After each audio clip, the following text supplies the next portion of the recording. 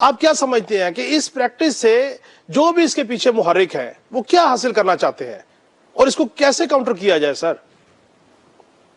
Thank you very much. देखें काशिफ साहब, ये जो खत खत जो इस तरह आते हैं ना, और उसमें सफूफ डाल दिया या उसमें वो थ्रेटनिंग लेटर्स जब आते, उसका मतलब कुछ नहीं होता। जजेस सारे अल्हम्दुलिल्लाह, चाहे वो हाई कोर्ट के थे या सुप्रीम कोर्ट के थे, वो सलामत है और इंशाल्लाह वो सलामत रहेंगे, उनकी जिंदगियां महफूज रहेंगी और अल्लाह उनको महफूज रखे। लेकिन ऐसे खतूत इसको सिर्फ पॉलिटिकल सिचुएशन को, उसमें मुल्क के पुरअमन माहौल में, पीसफुल माहौल में, उसमें क्योस फैलाना होता है, बेचैनी फैलाना होती है, खौफ व हरास फैलाना होता है। तो ये यकीनन, ये अगर कोई पाकिस्तान के अंदर कोई पॉलिटिकल पार्टी कर रही है या पाकिस्तान के बाहर से बैठकर अगर कोई ये साजिश कर रहा है, स्पॉन्सर्ड है, प्लांटेड है, स्टेज्ड है, तो वट एवर जो भी है, लेकिन ये पाकिस्तान के दुश्मन है, ये पाकिस्तान के कोई वो नहीं है, कोई दोस्त नहीं हो सकते। और बिल आखिर इन्होंने पकड़े जाना है। ये अगर छुपे हुए जितने केसेस थे माजी में, आपने देखा कि कुछ भी हुआ हो, वो बात निकल के आ जाती है कि किसने किया था, क्यों किया था, उसके पीछे मकासद क्या थे। तो ये खत की जो ये जो प्रेम पत्र लिखे जा रहे हैं ना, ये जहर आलूद खतों का जो सीजन चल पड़ा है, तो मुझे तो समझ में सिर्फ ये एक बात आती है कि जो इसकी टाइमिंग है। इससे पहले खत लिखे गए थे IMF को, एक पॉलिटिकल पार्टी ने लिखे, फिर उसके बाद ये 6 जजेस का खत आया, फिर उसके बाद और खतूत। ये सारे, इसकी जो टाइमिंग है वो एक है, इसका मकसद जो है वो एक है, पाकिस्तान की अदलिया को उसको पूरी दुनिया में उनका जो वकार है उसको मजरू करना, पाकिस्तान की हुकूमत को, मुल्क के वजीर आजम को, और यहाँ के जो मुल्क का अपना एक सॉवरेनिटी है, जो एक वकार है, उसको मजरू करना। इनसे यही हो रहा है, जो चाहे वो खत IMF के पास गया था या ये खत लिखे गए हैं या फिर जब इसके बाद ये और खत आ रहे हैं, तो ये इन सबका मकसद एक ही है, वो पाकिस्तान को नुकसान पहुंचाना और मुल्क में अदम इस्तेहकाम पैदा करना।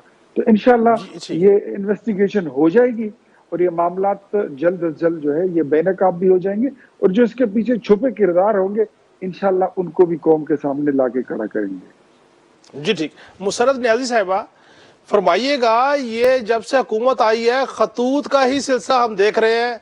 जैसे इख्तियार वली साहब ने कहा, या IMF को खत हो, सुप्रीम कोर्ट के जजेस को खत हो, लाहौर हाई कोर्ट या इस्लामाबाद हाई कोर्ट के जजेस को खत हो, ये खतूत का मामला है क्या? और इस पे एक तहकीकात तो बहरहाल होंगी, वज़ीर आज़म साहब ने कहा, और होनी चाहिए कि कौन से ऐसे किरदार हैं जो इस पे मजीद तनाव पैदा करना चाहते हैं, क्या हासिल करना चाहते हैं। आपका व्यू पॉइंट क्या है इस पे? बिस्मिल्लाहिर्रहमानिर्रहीम। देखें काशिफ भाई, मैंने आपके पिछले प्रोग्राम में भी कहा था कि IMF को जो ख़त लिखा एक PTI ने, और मैंने पहले भी कहा कि वो उनकी संगीन तरीन गलतियों में से एक गलती थी। मैं बग़ैर तहकीक के किसी भी पॉलिटिकल पार्टी के साथ ये जो है ना नथी नहीं करती हूँ कि जो जजेस के वाक़यात हैं, लेकिन मैं इसको बहुत ही समझती हूँ कि गलत वे में लिया जा रहा है।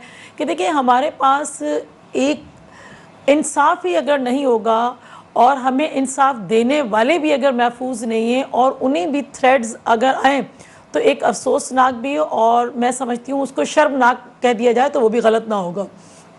इस पर आला सतह पर जो है ना, मैं कहती हूँ कि तहकीकात होनी चाहिए। जो भी शख्स या जो भी पॉलिटिकल पार्टी है या कोई इदारा है या कोई भी है या हमारा कोई दुश्मन है, तो मैं समझती हूँ उनको इस कटहरे में लाके खड़ा किया जाए।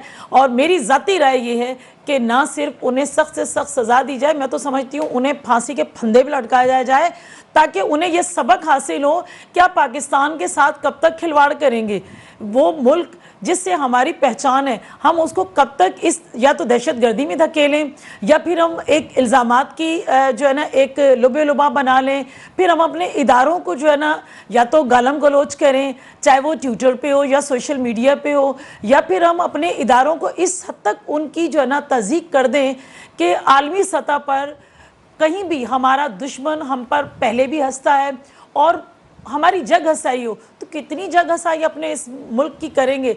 आप अगर मुल्क के साथ सिंसियर नहीं है ऐसे लोग, तो मैं समझती हूँ काशिफ भाई उनको रहने का हक भी हासिल लेंगे, और वो बदतरीन दुश्मन है पाकिस्तान के, आपके, मेरे और इदारों के। जी ठीक हो गया, जी ठीक हो। अशरफ कुरैशी साहब, सर ये खतूत के मामला चल पड़ा, IMF के खत के हवाले से जो मेरे दीगर मेहमानों ने बात की, आप उसे जवाब देना चाहें तो आपके पास बिल्कुल टाइम है, वक्त है, मौका है। और ये जो सुप्रीम कोर्ट के और हाई कोर्ट के जजेस को खतूत जा रहे हैं, तहकीकात नहीं होंगी, कमीशन नहीं बनेगा, तो मामला कैसे सामने आएगा? बिस्मिल्लाहिर्रहमानिर्रहीम। शुक्रिया काशिफ भाई, बहुत मेहरबानी। और जवाब तो मुझे देना था, और मैं पिछले प्रोग्राम में भी आपके ये जजेस वाले मैटर में भी मैंने आपको जवाब दिया था, और मैंने कहा था ये बहुत सीरियस मैटर है। और अब भी जो है, जो IMF के हवाले से जो बात आप कर रहे हैं, बार बार उस प्रोग्राम में भी हुई, और हर दफ़ा जो है ना, ये सियासी दोनों पार्टियां हमेशा जो है वो फोकस करती हैं IMF के हवाले से कि ये लेटर लिखा, और ये इस बात को बताना भूल जाते हैं कि इससे पहले, जब इलेक्शन से पहले IMF का वफ्द इमरान खान साहब से आके मिला था, उसने क्या यकीन दहानी कराई थी इमरान खान साहब को, और उन्होंने फेयर इलेक्शन कराने की बात की थी। उन्होंने बताया था कि यह उसकी जिम्मेदारी लेके गए थे, तो फिर उनको इन्फॉर्म करना भी ज़रूरी था, वो ख़त लिखना भी ज़रूरी था कि उनको बताया जाता कि यहाँ फेयर इलेक्शन नहीं हुआ। तो उसके ऊपर एतराज़ करने से पहले ये तो सोचे कि पहले क्या बात हुई थी। उसके बाद जो है, अभी जो है अख्तियार वली साहब जो है मुस्तकिल, इनका जो है टेम्परामेंट बहुत वो है कि PTI के ख़िलाफ़ ही बोलते रहते हैं। ये पहले से पहले फैसला इन्होंने सुना दिया आज आपके प्रोग्राम में बैठ करके, जी वो तहरीक इंसाफ ने किया ये सब कुछ, ये लेटर भी तहरीक इंसाफ लिख रही है, पाकिस्तान की दुश्मनी भी तहरीक इंसाफ कर रही है। जैसे माजी में तो इन लोगों ने कोई लेटर लिखा ही नहीं है किसी को।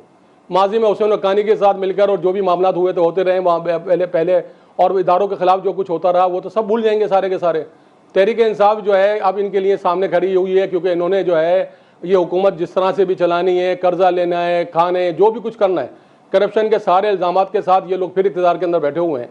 हमें बार बार एक ही बात की तरफ, रियासत की तरफ धकेलते हैं, हम रियासत मुखालिफ हैं। बार बार दोनों पार्टियों की बड़ी कोशिश है ये कि हमें धकेल के उस जगह पे लेके जाएं बार बार, क्योंकि ये अवाम में तो लड़ नहीं सकते हमसे, अवाम में तो इनकी पजीराई है ही नहीं, लेकिन यहाँ वहाँ जाके ये हमें इदारों से लड़वाना चाहते हैं। हम बार बार, मैंने आपके प्रोग्राम में भी वजाहत के साथ कह चुका हूँ, हमारी पाकिस्तान हमारी फर्स्ट प्रायोरिटी है, इदारों के साथ हमारी कोई लड़ाई नहीं है। हम जो है अपना सियासी लड़ाई लड़ रहे हैं, और सियासी जंग है हमारी, हम वो लड़ेंगे, वो जाहिर बात है जो हुकूमत में होगी हम उसके साथ नहीं लड़ेंगे।